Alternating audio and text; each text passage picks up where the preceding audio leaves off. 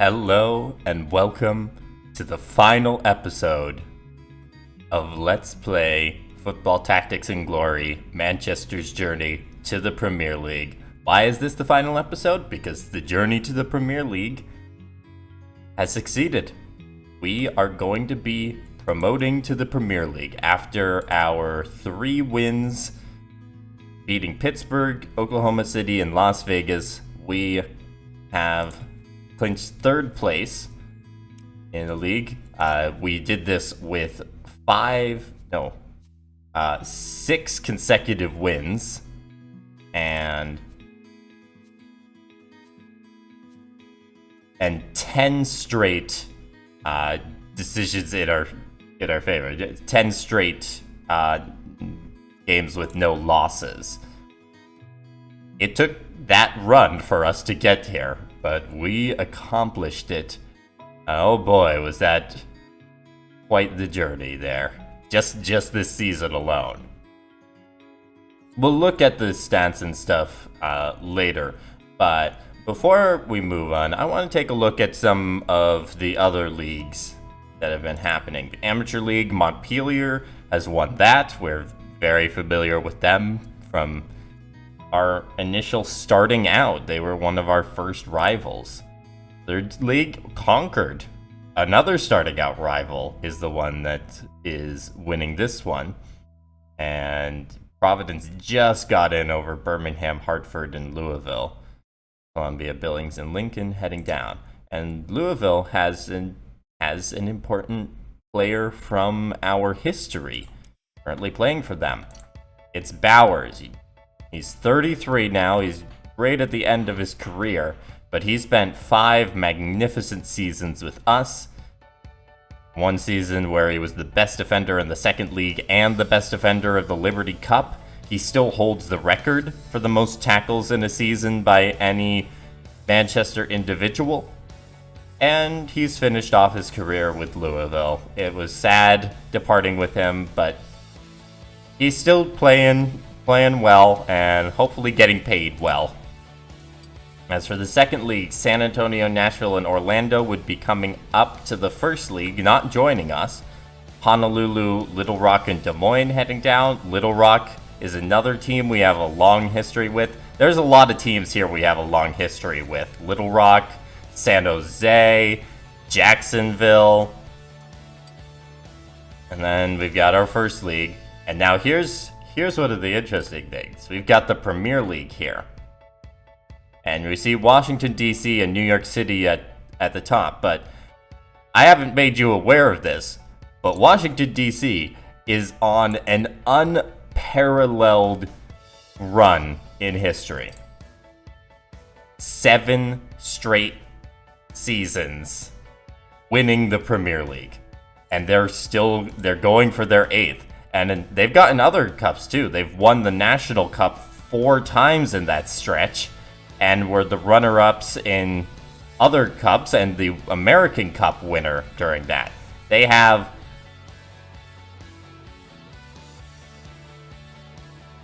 They have 14 trophies over that run. That's an average of at least 2 a year. But here's the crazy thing.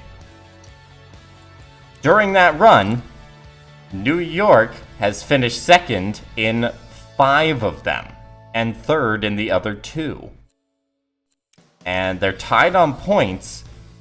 DC's ahead on goal differential, and they're not done. They're getting close to done. But there's still a chance for New York City to break DC's dominance there. As for the Cups, New York City is heading to the final against Dallas in the Patriot Cup. DC was upset by Dallas on penalties in the semifinals. And the Liberty Cup was already completely played through. Nashville came out on top with a 4-2 victory over Orlando. As for Continental Cups, we do not have any U.S. teams here. We lost our last one in the quarterfinals. New York City dropped against Temuco. And for the AFA Cup, Washington, D.C. was unable to handle Belo Horizonte, and they'll be moving on to the finals instead.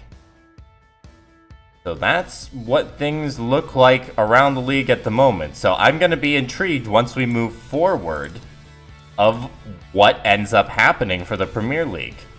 It looks like most of the other positions are fairly well decided, but there's still intrigue at the top there and some at the bottom if Atlanta can try and bring themselves out of this hole against Baltimore and Philadelphia. But here we go. And before we choose a sponsor, we're going to take a look.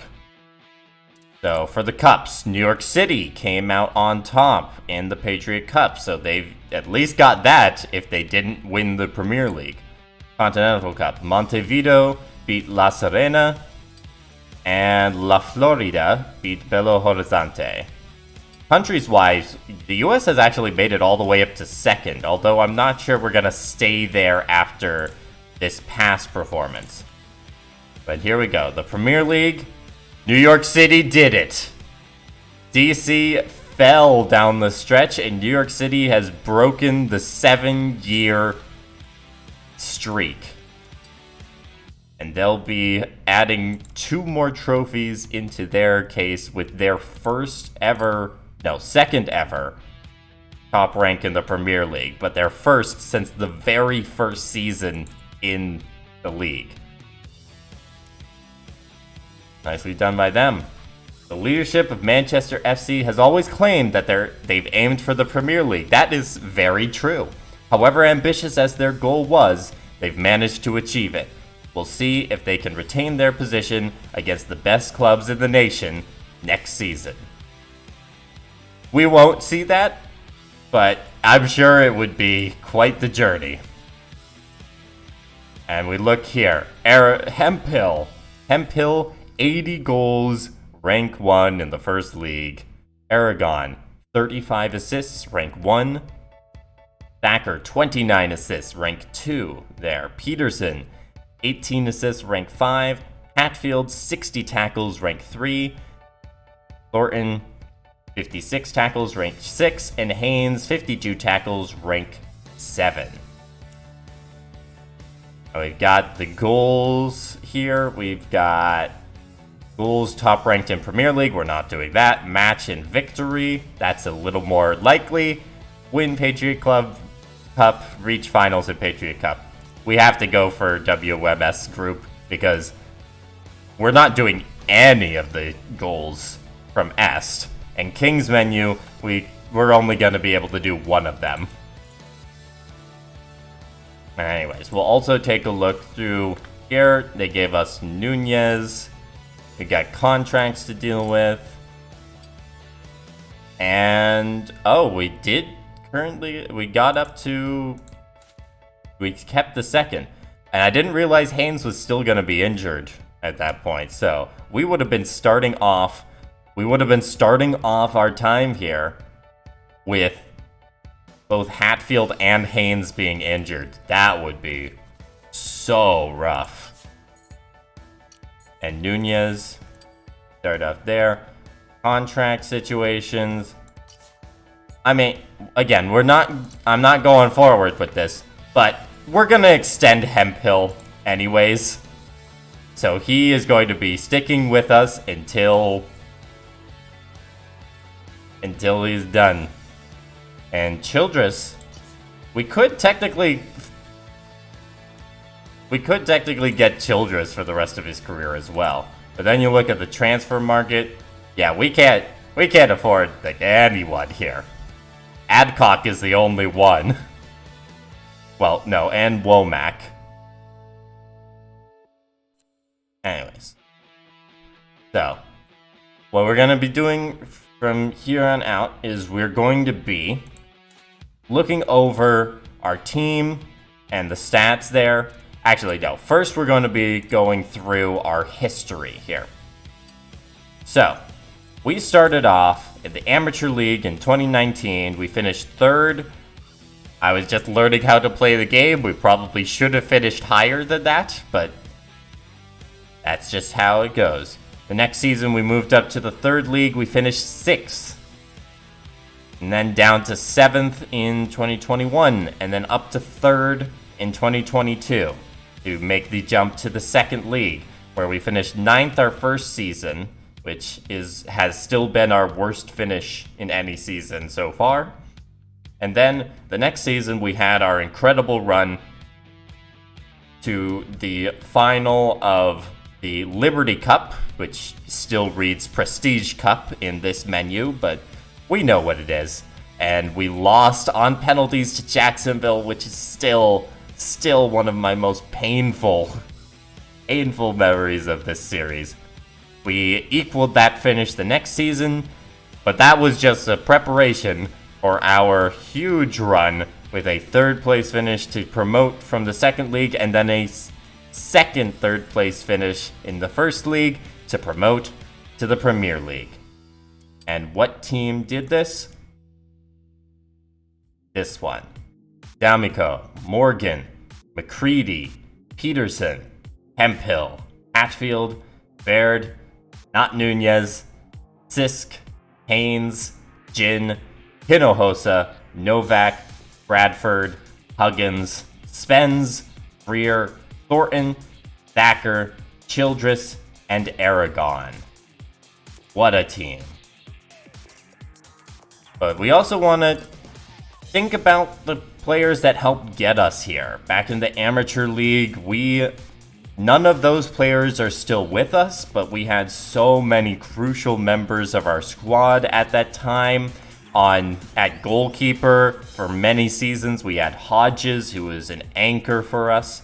On defense, the defense was anchored by players like Scherer and Doss, and the later reveal of Tompkins. And talking about one of my favorite memories from the series was his incredible run from the back all the way to the front to score a proper goal. He scored some off of penalties during the season, but he had one goal where he just ran up the side as a center defender and scored.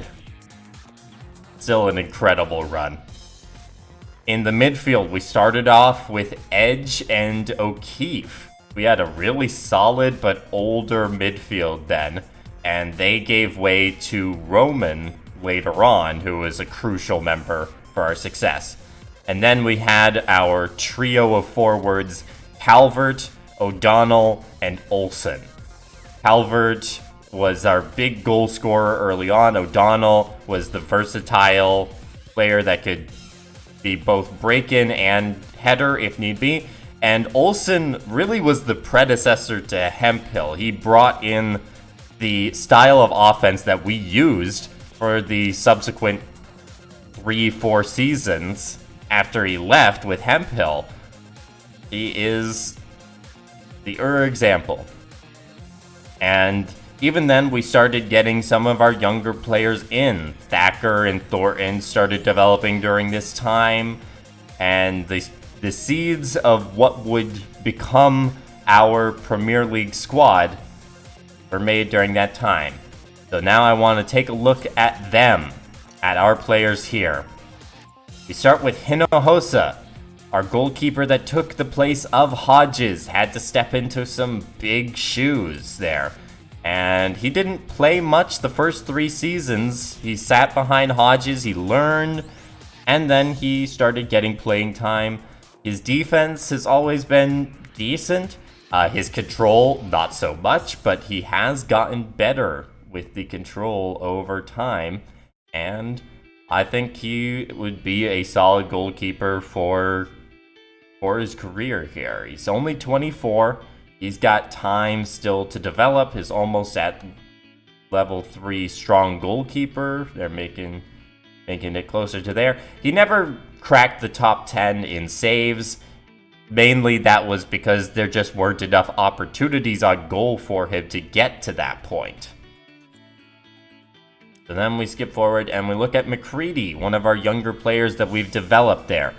And he played pretty early on. He's never been high in tackles. His job is to stop wing forwards, and he's done that pretty well over his career. I think that McCready would be a big part of our future and has a lot of potential. He's come a long way already. Childress, we purchased him from Newark, where he sat on the bench every single season. And then he came to us and started actually playing. He's 34 now, so he's not going to be sticking around. But we got quite a few tackles from him over the years. I'm not sure what happened in 2025, 2026. I guess we just didn't let the ball get to him all that much. But Childress took the place of Scruggs. I forgot about Scruggs to talk about there. Our original sweeper, who was crucial for our early success. And then we got Huggins. Now, Huggins, we purchased as kind of depth in there, and then he became basically a starter this past season. He's never, like with McCready, he's never been a big tackles number, but he's played for Anchorage and Louisville prior to joining us, and has always been a solid defender, and I look forward to, well, I looked forward to what he would do on the field. Novak, he may have been our most talented amateur player that came up. I know we haven't done anything with Olympic kick during the series. It's just we haven't had the opportunity really to do much. But he played early on, and it didn't take long for him to start making an impact. We saw this past season him really take a step up in terms of tackles, and he is only 22. He's a long-term player for the defense. Then we got Spence. Spence, I did not expect to play as much as he has so far, but our defense is not all that deep, and we just needed a body in there. And I do think that if we continued in the series, he would be developed into our next sweeper now that Childress is going to be leaving. And then we've got Thornton. Thornton is, it's either between Thornton or Thacker as our longest term player. I think Thacker beats him out, but Thornton took a little time for him to get on the field, get developed, but he has turned into such a crucial player for us. 56 tackles in this past season. That level 2 slide tackle has been a boon. Thornton has been I looked back at the original episodes where they came in, and he had single-digit accuracy passing, I think defense and control as well, and look at him now. Such an improvement. And we got Haynes. Haynes is one of our biggest transfer successes ever. He came over from Oklahoma City, played briefly as a starter for them in 2022-2023, and then he came to us, and he's really blossomed. He has a goal off of a penalty and has been a solid tackler. He had 10 assists last season. I think almost all of them to Greer. And while he is injured for 2 months and 1 day, it would be nice to get him back because he was a crucial member of our success. Then we got Peterson, another player that played very often early on. We were so excited to get him because he actually had a passing skill in the midfield, and that's been big. He never had the amount of assists as Aragon or the midfielder, the universal midfielder prior to Aragon, who I'm forgetting exactly who that was. Osborne, that's who it was. Osborne or Thacker. But he's been very important in getting the ball to them, especially over the defensive midfielders. I remember when those were our biggest problem in the series, was getting the ball to our forwards. And Peterson has made that a moot point. He just gets it to them. And we got Hemphill. Hemphill, he came over from Bismarck, played with Oklahoma City prior to that. He played as a starter a couple seasons and definitely found some success with Bismarck. Got 60 goals with them. And then he came to us. And in 3 seasons, he has been the best scorer of certain things. He's been the best scorer of the second league and first league. He's been the best scorer of the Liberty Cup. He had 30 tackles that first season. That's still huge. And he had 80 goals in there. 272 goals in his career. He is closing in on 300. And with us, he's scored over... Has he scored over 200? I think he has scored over 200 goals with Manchester. Thacker, another huge success story there. It took a while for him to develop into the player he is now, but that slide tackle and the passing has made him so crucial. He's gotten double-digit tackles in 7 consecutive seasons. He's gotten double-digit assists in the last 4, including leading the league twice. He only didn't do it this past time because he was beaten out by one of his own teammates.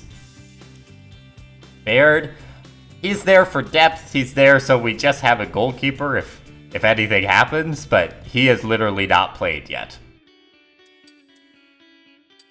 Yeah. Actually, we can check. So Thacker's been in the club for 8 years and 5 months. How long has Thornton been with us? 8 years. So I was correct.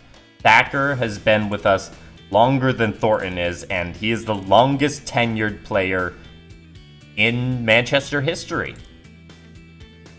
Thacker is one of the few players that played in the Amateur League and is now also going to play in the Premier League. Anyways, Bradford. I still have hopes to develop him as an attacking midfielder, but it's going to take a little time.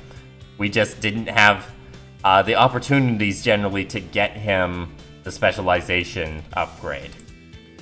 Aragon started out with Tampa, then went to San Jose, and then went to Newark. He was actually teammates, I believe, with Childress prior to joining us. When did we purchase Childress? Yeah, Childress and Aragon were together on the bench for Newark, and then joined us and blossomed. Aragon, 11 assists and 11 tackles in his first season, didn't get as much opportunity to play, and then was the best assistant in the first league. That universal midfielder skill set was so useful for us. And then, yeah, continuing on, we got D'Amico. He's only played in 2 games so far. I have hopes. I would have hoped that he'd develop, but I mean, at only level 12, he's probably not going to get very far in the Premier League. Greer.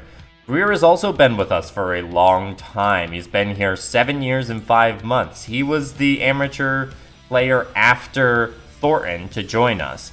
And he never really rose to the goal-scoring heights that I thought he might. But that's because we just changed the offense around him. He was no longer the focus. And when we did focus on him in the offense, he delivered. Like the 11 goals he had this past season on the fewest games he played since his very first season.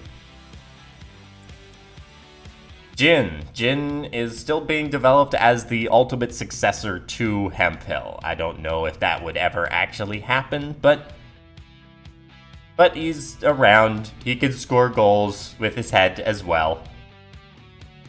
Even if Hemphill left, we would still have Jin. Now Sisk. Sisk, I had high hopes for him. Came from Sacramento, then Tampa, then Birmingham, and then came to us.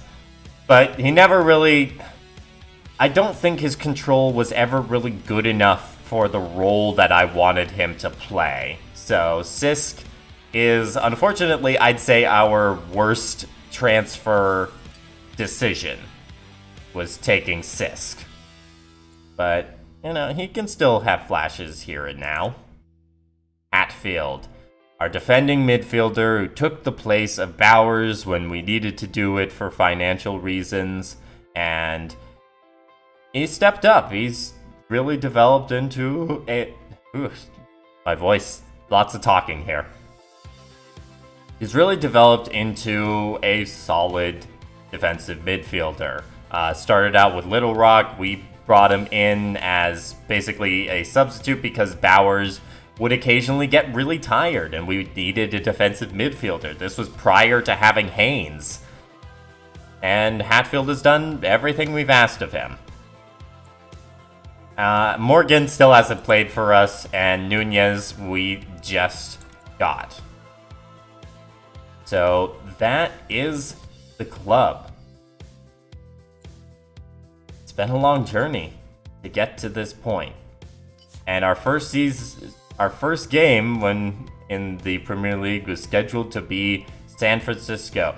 Atlanta did manage to stay up. I didn't actually check that, but they just managed to hold on to their Premier League spot, sending down Detroit, Boston, and Baltimore. And that's the look at those for the Cups.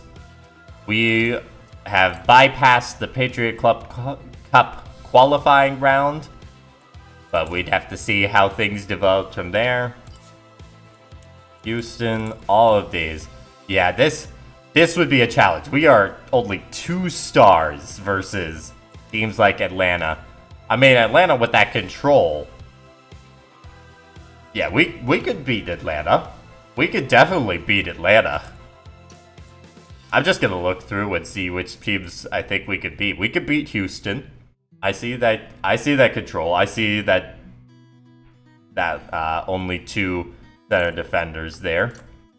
Philadelphia, Kowalski. Yeah, we could beat Kowalski here. We could definitely beat them. Denver. This is getting a little more challenging. They don't have as strong as an offense as the teams I saw in there, but they've got a stronger defense and definitely a stronger goalkeeper. Definitely could still work out.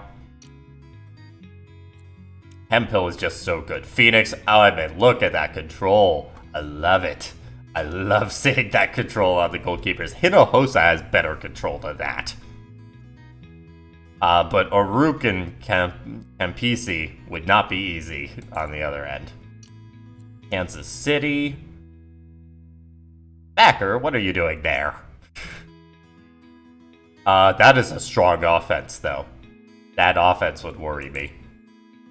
Mainly, it would be lack of depth. And San Francisco would be a problem, especially given our current situation on injuries. But I think we could have stayed up in the Premier League. Chicago, vulnerable goalkeeper. St. Louis, there's a challenge on the defensive and goalkeeper side, although not as strong on the offensive side. Minneapolis, McGrath, you can definitely get it by that. Charlotte, Olsen, lots of names that I'm recognizing here, even if they're not the players that had them on our team. LA, he's got the playing out, so that helps with against us. Dallas, oh yeah, Dallas. You can see why Dallas is one of the class of the Premier League. Washington DC, we could score on them, but so they could score on us. And the reigning champions, New York City, they really got by with that midfield and defense. Their offense is not as strong as teams like Washington DC. He says, seeing that they had a player who scored 100 goals, although it took them 51 matches. I'm just saying it only took Hemphill how many matches to get 80? Yeah, 30. 30 to get 80. Come on. Come and talk to me when you've got 100 goals in 30 matches. Anyways. So that is the look on the finale of the season. It's been a long ride. I've enjoyed it, but it's been a long one, and I do think I am ready to move on to other things. So I'm going to talk a bit about what my plans are next. I don't have a Let's Play lined up next. I've got some ideas for games, but they come in 2022, so it's not going to be right now. Which does mean that the channel schedule is going to change. I can't do scripted videos every Saturday and Monday. That's just I can't do a scripted video every week. So when I upload, it will still be those days, but there's just going to be a longer gap between videos, at least the scripted ones, and there may still be some unscripted videos, depending on if I get game codes, if someone wants me to take a look at an early access game. Those little impression videos, I'm still up for doing. As for Football Tactics and Glory, yes, this series is done, but I'm not done with Football Tactics and Glory. That doesn't mean there's going to be a new series. I definitely can't do another almost 200 episodes. But we do have the upcoming DLC, Manager's Journey, which I will be covering probably in a similar format to how I covered Football Stars. Maybe I'll make it even a little mini-series, so there will be, like, I don't know, 5 episodes of just going through seasons and seeing what happens there, because I'm excited for that.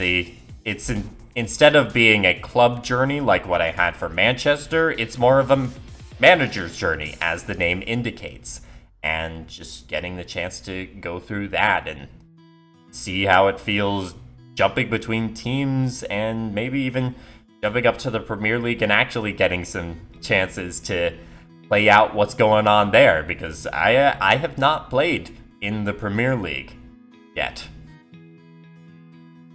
So yeah, that's the thing. I don't plan for a full series of Football Tactics and Glory unless they make a Football Tactics and Glory 2, and I've got a series idea if they include something that I'm looking forward to.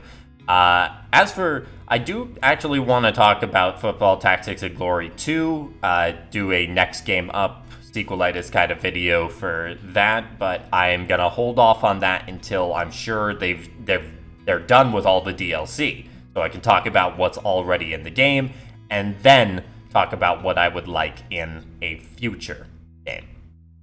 But that's really what's going on with the channel, with the series, and with all that. I really want to thank all of you for joining me over this long journey, whether you watched through every single episode, whether you lurked, whether you commented, whether you liked, shared, anything like that. Even if this is the only episode you have ever seen in this, I thank you for joining me on this journey. And I do a special thanks to Hoplite for giving me advice, for commenting on, I'm pretty sure out of 196 episodes, he's probably commented on 190 of them. And without his help, this series would be over 200 episodes. I guarantee you that. I've gotten so many strategy tips there. So thank you, Hoplite, for helping make this series better. And thank you to all the other people who have given advice and help and support over the years. It feels weird to say years, but yeah, this literally has been going on for, I think multiple years at this point. I think more than 2 years. It's been a big part of my life, and I thank you for joining me in it, and I really, really hope you enjoyed it and enjoyed making connections to the players and the storylines and seeing how we always finished third in there. We were so close. We were so close to not finishing third this past time. They just had to save Greer's last shot against Sacramento. Anyways, please leave a like if you enjoyed this video or the series. Comment below your thoughts on whatever's going on. and subscribe to keep up with what happens next. As I said, I will be covering Manager's Journey, so if you are only here for Football Tactics and Glory, I will still be covering that. It just won't be every week. Have a great day, and happy gaming.